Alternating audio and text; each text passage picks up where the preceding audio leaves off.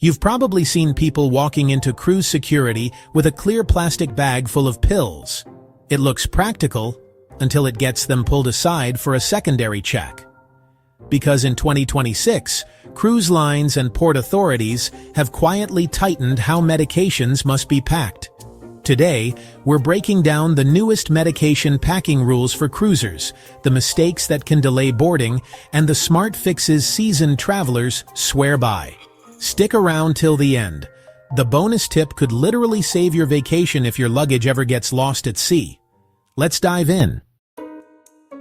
It sounds simple, but it's the #1 mistake. Checked luggage can be delayed, locked in storage, or misplaced between terminals. If your prescriptions are inside, you're out of luck until the next port. Always keep every medication in your carry-on bag when boarding. That includes embarkation day, tender ports, and reboarding after excursions. If you need it daily, it belongs within arm's reach, not in the belly of the ship. In 2026, most cruise lines, from Royal Caribbean to Carnival, have aligned with updated U.S. Customs and TSA guidance. All prescription meds must stay in their original, clearly labeled pharmacy bottles. Loose pills in an unmarked zip bag? That's how you end up explaining yourself to port security in Cozumel. The label should show your name, the prescribing doctor, and the dosage. If you use daily organizers, keep the original bottle somewhere in your luggage for verification. It's not about inconvenience, it's about legality. Cruise schedules look perfect on paper, until weather strikes or medical diversions happen. In 2025 and beyond, cruise lines have warned guests to pack at least 7 extra days of medication. If a storm forces an extra sea day or an itinerary change, pharmacies in small ports might not have your brand. Bring more than you think you'll need, especially for maintenance meds like blood pressure, insulin, or thyroid tablets. It's the cheapest travel insurance you'll ever buy. Here's where many cruisers get caught off guard. Certain prescriptions, like Adderall, Xanax, codeine, and some sleep aids, are controlled or banned in several countries your ship might visit. Even if they're legal back home, customs officers abroad can seize them or demand documentation. Before sailing, check each port's list of restricted medications, and carry a doctor's note or printed prescription summary, especially if you travel with injectables or narcotics. A few pages of paperwork can prevent hours of questioning at the gangway. Insulin, eye drops, or liquid antibiotics don't like tropical heat. Cabin fridges often sit warmer than expected, around 50 degrees Fahrenheit. For temperature-sensitive meds, pack a small digital thermometer and insulated pouch. If you need proper refrigeration, inform the cruise line ahead of time. They can store meds in the ship's medical refrigerator or provide medical-grade coolers. Don't assume the minibar is medical safe. Keep a typed medication list with drug names, dosages, and emergency contacts. Slip a copy into your passport wallet and email a PDF to yourself. In 2026, many cruise medical centers are switching to digital verification. Having your list ready speeds up treatment if something goes wrong. Include your doctor's info and insurance details, plus a note on allergies. It's boring paperwork until it's a lifesaver. Ibuprofen vitamins, CBD oils, or herbal sleep gummies. They might not be prescription, but, they're still subject to inspection. Some ports even treat CBD as a controlled substance. And on board, ship pharmacies can mark up basics by 200 to 300%. So really, it's smart to pack your preferred over-the-counter meds in advance. Just keep them sealed, labeled, and in modest quantities to avoid any commercial intent issues at customs.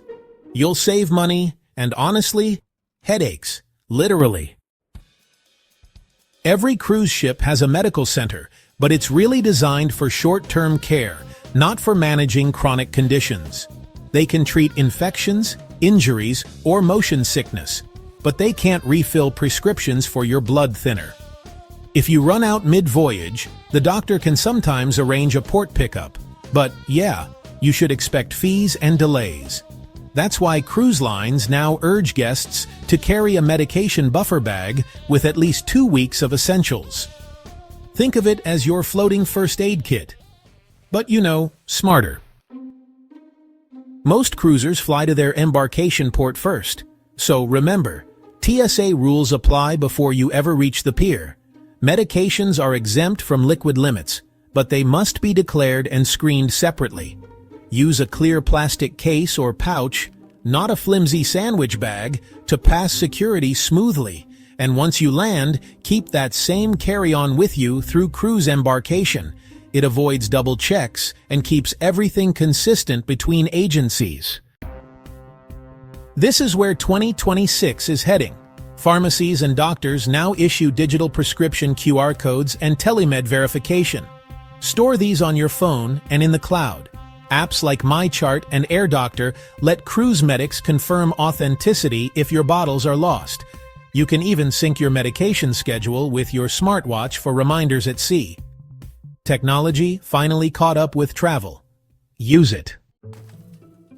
Remember that thumbnail plastic bag full of pills? That's exactly what Cruise Security now discourages. Unlabeled mixed pills raise red flags because agents can't verify contents. Instead, use a small, rigid, see-through travel case, labeled compartments, clear lids, and medical symbols visible. It keeps things tidy, professional, and credible. Because in 2026, presentation matters as much as compliance. Cruises are meant to be effortless, and they can be if you outsmart the fine print. Keep your meds in original containers, pack extras, carry documentation, and ditch the loose bag. Do that, and you'll breeze through cruise security while everyone else is still unpacking their pill organizers. If you found these tips helpful, check out my video, 10 Cruise Health Mistakes You Should Never Make. It covers onboard clinics, seasickness myths, and medical insurance you didn't know you needed. Because on the open sea, peace of mind is the best medicine. Cruising is one of the best ways to relax and explore the world.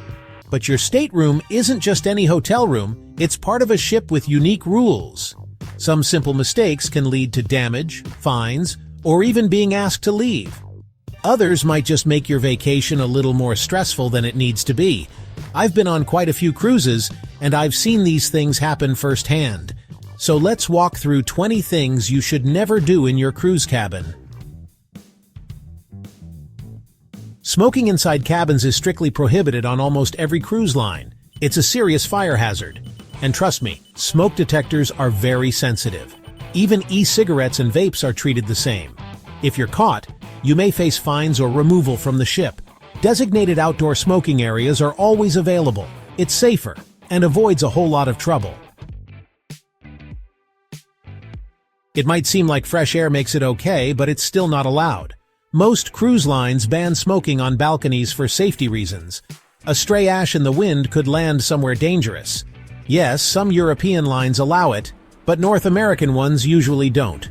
Check your cruise line's policy before lighting up. It's just not worth the risk. Candles may feel cozy at home, but they're a no-go on cruise ships. Open flames are one of the biggest risks at sea. Even bringing them in your suitcase can lead to confiscation. If you like a pleasant scent, consider a battery-powered diffuser. It's safer and keeps everyone on board protected. Let's leave the ambiance to the ocean view. It's an easy mistake. You see water or soda in the fridge and assume it's free. But even with a drink package, minibar items are usually charged separately. I've seen families surprised by daily charges they didn't expect. Ask your cabin steward to remove items if you don't want the temptation, or double-check with guest services before helping yourself. Better to be sure than shocked at checkout. The plush robes, towels, or umbrellas in your room are there for use, not souvenirs.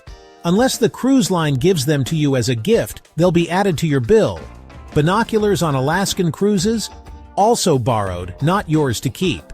If something is complimentary, they'll usually let you know. A tote bag or slippers may be fine to take, just ask. When in doubt, leave it behind.